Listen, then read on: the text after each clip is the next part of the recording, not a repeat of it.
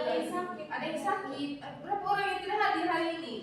4 orang, Bu. 4. Aduh, kasihan sekali mereka. Padahal hari ini tuh Ibu mau memperkenalkan kepada kalian itu tentang suatu aplikasi yang sangat-sangat penting, apalagi ketika kamu itu mempelajari tentang geometri. Baik, sebagai orang yang beriman itu patutlah kita mulai aktivitas pembelajaran kita hari ini dengan doa. Saya minta satu orang untuk memimpin kita dalam doa. Silahkan. Marilah kita berdoa. Dalam Bapa dan Putra dan Roh Kudus. Bapa kami, yang ada di surga, dimuliakanlah namamu, datanglah kerajaanmu, jadilah kehendakmu, biasa seperti dalam surga. Berilah rezeki pada hari ini, dan ampunilah kesalahan kami, seperti kami mengampuni yang bersalah kepada kami, dan jangan masukkan kami ke dalam pencobaan, tetapi bebaskanlah kami dari yang jahat. Amin. Dalam Bapa dan Putra dan Roh Kudus. Amin. Baik, jadi adik-adik, sebelumnya saya mengucapkan terima kasih. Hari ini tuh kita akan belajar tentang materi tentang transformasi geometri. Nah, hari ini itu khususnya kita akan mempelajari tentang translasi bidang dengan menggunakan vektor. Dan itu nanti visualisasinya itu tidak menggunakan papan. Sekarang kamu generasi apa namanya? Z. Nah, kamu lebih senang pakai papan atau yang pakai HP, pakai laptop atau langsung lihat LCD? Mana yang kamu lebih suka? teknologi. Teknologi, ya. Itu yang mau kita bangun juga di sini, yaitu supaya lebih tahu bahwa aplikasi itu bukan hanya tentang main sosmed, chat dengan pacar. Pasti kamu sudah ada pacar semua toh? Atau itu ya, aplikasi itu bukan hanya WA, IG, Facebook, tapi ada juga aplikasi matematika. Itu nanti akan sangat membantu kamu saat mengerjakan soal atau memahami sebuah konsep. Nah, seperti yang saya katakan tadi bahwa kita akan mempelajari tentang translasi bidang. Nah, bidang itu ada apa saja? Coba siapa yang tahu? Pasti sudah tahu semua dong. Pasti tidak tahu bidang apa saja. Misalnya apa saja? Tidak apa? Kami tidak tahu. Tidak tahu. Nah, bidang itu contohnya segitiga, segi empat. Nah, itu bisa. Nah, ini juga disebut bidang ini. Meja ini. Nah, ini juga disebut sebagai bidang. Nah, jadi hari ini kalian itu cukup mengamati saja apa yang ada di layar. Kamu tidak perlu sibuk catat ini. Nanti sampai di rumah kamu bisa praktekkan. Nanti akan dibagikan link untuk GeoGebra-nya. Nanti kamu bisa praktekkan sendiri. Kamu mau buat translasi kah, refleksi kah, bisa. Tapi hari ini Ibu akan memperkenalkan tentang translasi dulu ya. Itu yang pertama. Nah, jadi kalian cukup mengamati di layar apa yang terjadi, terus dari situ nanti kita bisa memahami konsepnya, konsep translasi. Oke? Nah, dengan itu nanti kalian bisa lebih memahami bagaimana konsep translasi. Nah, sekarang coba lihat ya. Sekarang coba perhatikan layar, oke? Nah, ini namanya aplikasi GeoGebra.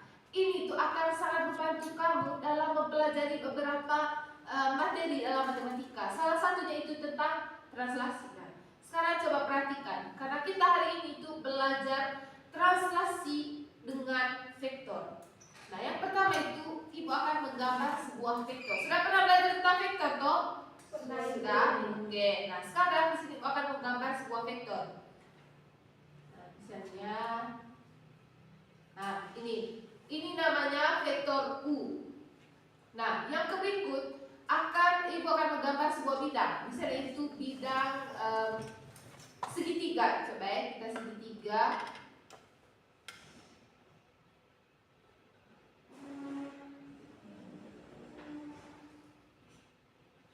Nah, sudah lihat?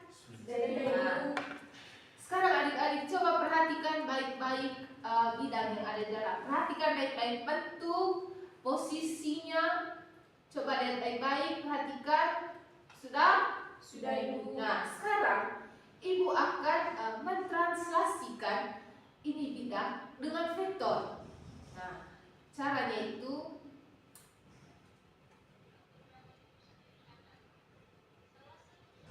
klik ini, lihat baik-baik, perhatikan. Nah, sekarang kita klik translate object by vector. Nah, sekarang kita klik bidangnya, klik juga vektornya. Oke, lihat. Ada bidang baru yang muncul. Nah, bidang baru yang muncul itu ada di situ bidang E-aksen, D-aksen, C-aksen, D-aksen, dan E-aksen. Nah, sekarang Ibu coba putar-putar ini vektor. Nah, vektor ini menunjukkan apa saja? Coba. Sudah pernah belajar vektor toh? Sekarang vektor itu menunjukkan apa saja? Arah. Arah. Apa lagi? Menentukan arah. Terus menentukan apa lagi? Posisi. Menentukan arah dan Posisi. apa lagi? Dan panjang. Bisa menentukan panjang. Nah, sekarang kita coba putar vektornya. Arahnya, kita coba ganti-ganti arahnya. Nah, perhatikan bidang lah, perhatikan bidang yang baru tadi. Sudah? Sudah. Coba ya, bisa. Oh, tidak bisa.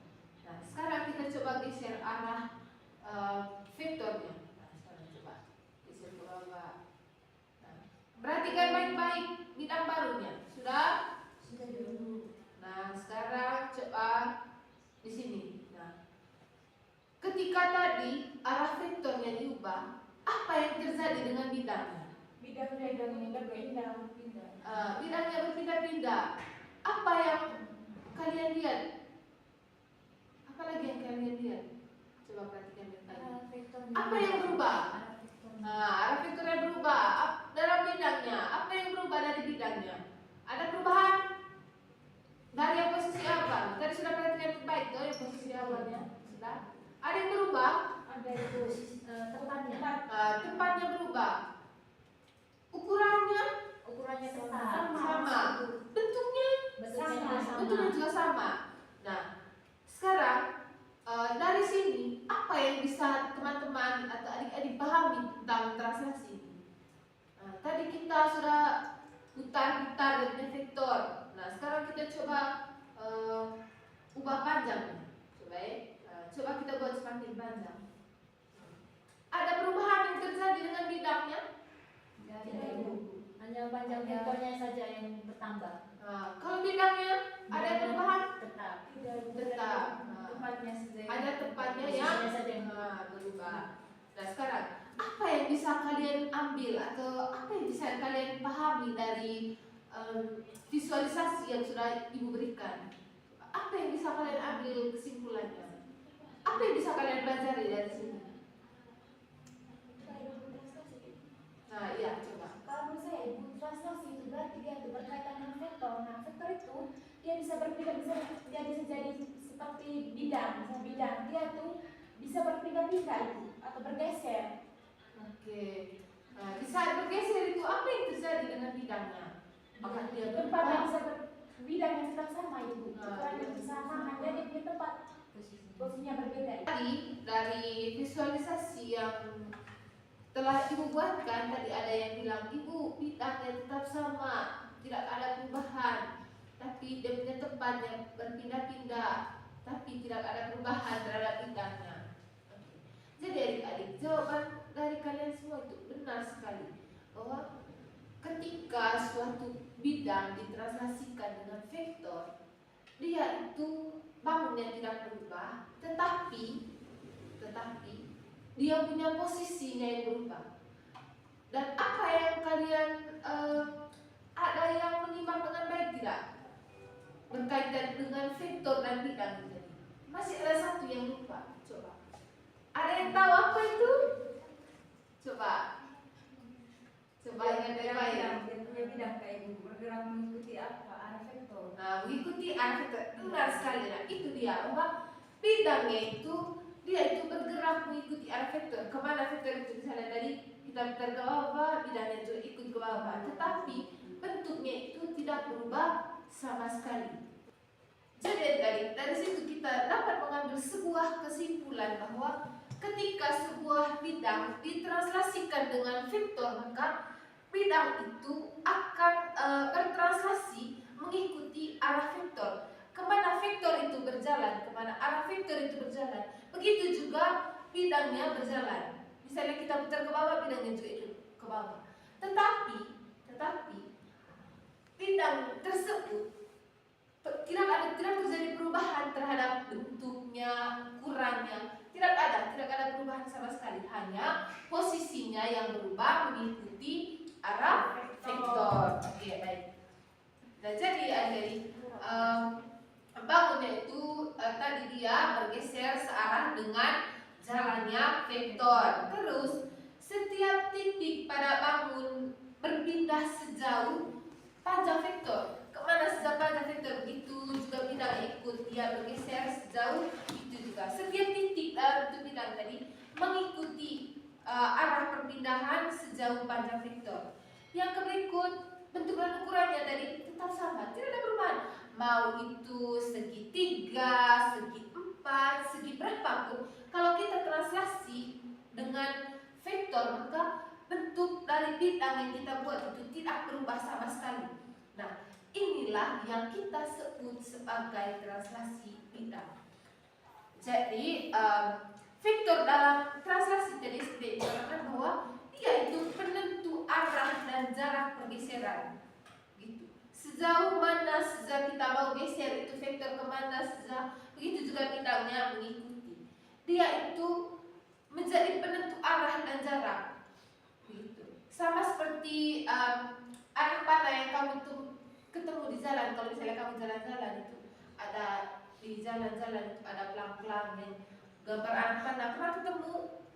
Nah, itu dia, itu juga contohnya nyatanya bahwa dia itu anak panah itu seperti vektor. Dia itu menentukan kemana arah jalannya. Misalnya kita ke arah Rio, berarti dia punya arah panah itu ke Rio itu ke bawah itu. Nah, dia punya arahnya mengikuti itu. Kita juga jalannya begitu. Tidak begini, dia punya arahnya ke sana, kita jalannya ke sana. Tidak. Kalau arahnya ke sana berarti kita ikut juga jalannya ke sana. Nah, jika vektornya kita ubah, maka arah dan translasinya juga ikut berubah. Seperti itu dari contoh, itu contoh nyatanya. Nah, sekarang apa yang bisa kalian amati dari sifat translasi itu? Coba dari visualisasi yang sudah kita dapat, apa sih sifat translasinya itu? Bagaimana sifat-sifat translasi itu? Ketika menggunakan vektor, apa saja? Apakah sifat translasi itu berubah? Apa tadi yang berubah? Yang dijelaskan tadi, apa saja yang berubah? Posisi tempat awal, Posisi dari suatu bidang. Nah, itu dia mengikuti apa tadi? Dia Mengikuti vektor. Nah, dia mengikuti arah vektor. Yang berubah itu hanya arah dan jaraknya saja. Bangunnya tetap seperti itu. Nah, dari penjelasan yang kita lihat dari visualisasi, dari penjelasan yang edukasi, apa sih kira-kira kesimpulan akhir dari translasi bidang ini ya, dengan vektor yang teman-teman pahami? Ada yang bisa? Tidak. Oke, jadi translasi bidang itu adalah pergeseran suatu bangun pada bidang datar menggunakan vektor. Jadi vektor dan di mana semua titik berpindah sejauh dan searah yang sama dengan vektor yang ada tadi yang kita punya. Gitu. Nah, dari visualisasi ini kita bisa memahami translasi tanpa harus membayangkannya. Ini dari bayangan translasi tidak perlu lagi boleh translasi itu ga. Bagaimana lagi dia berubah dia bisa bagaimana lagi?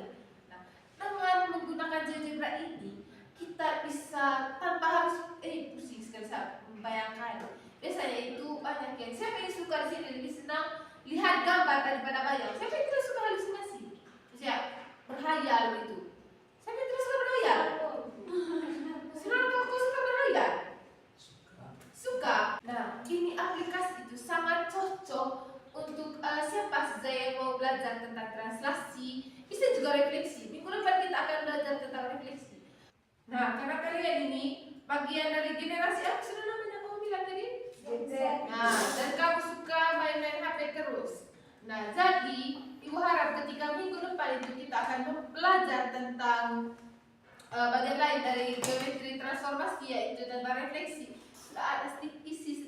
isi otak. Jangan hanya tahu cari pacar ya Sunar.